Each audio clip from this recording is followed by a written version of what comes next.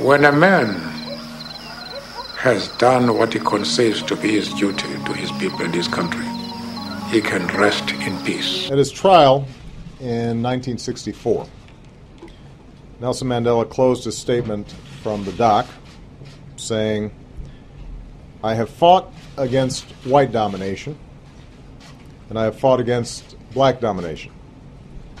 I have cherished the ideal of a democratic and free society in which all persons live together in harmony and with equal opportunities. It is an ideal which I hope to live for and to achieve.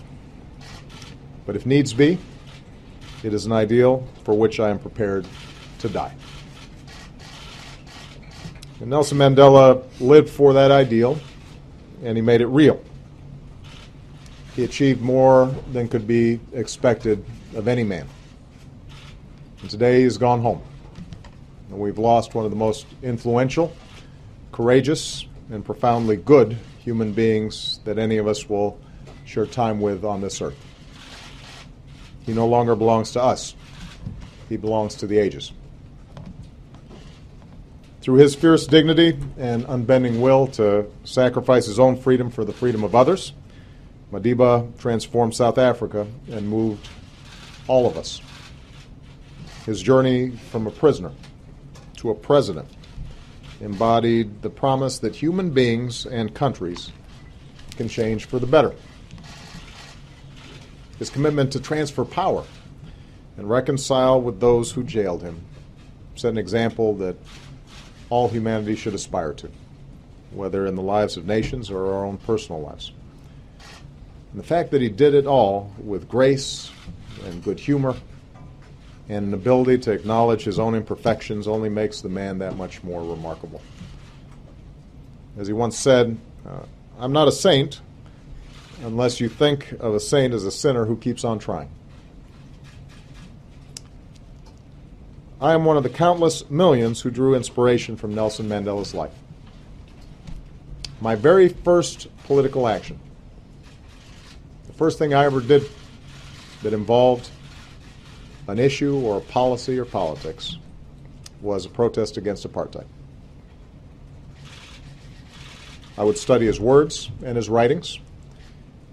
The day he was released from prison gave me a sense of what human beings can do when they're guided by their hopes and not by their fears. And like so many around the globe, I cannot fully imagine my own life without the example that Nelson Mandela set. And so long as I live, I will do what I can to learn from him. To Gracia Michel and his family, Michelle and I extend our deepest sympathy and gratitude for sharing this extraordinary man with us.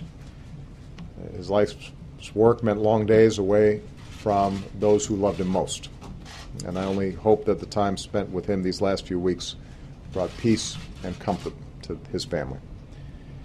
To the people of South Africa, we draw strength from the example of renewal and reconciliation and resilience that you made real. A free South Africa at peace with itself. That's an example to the world. And that's Madiba's legacy to the nation that he loved. We will not likely see the likes of Nelson Mandela again. So it falls to us as best we can to forward the example that he set, to make decisions guided not by hate but by love, to never discount the difference that one person can make, to strive for a future that is worthy of his sacrifice. For now, let us pause and give thanks for the fact that Nelson Mandela lived, a man who took history in his hands and bent the arc of the moral universe towards justice. May God bless his memory and keep him in peace.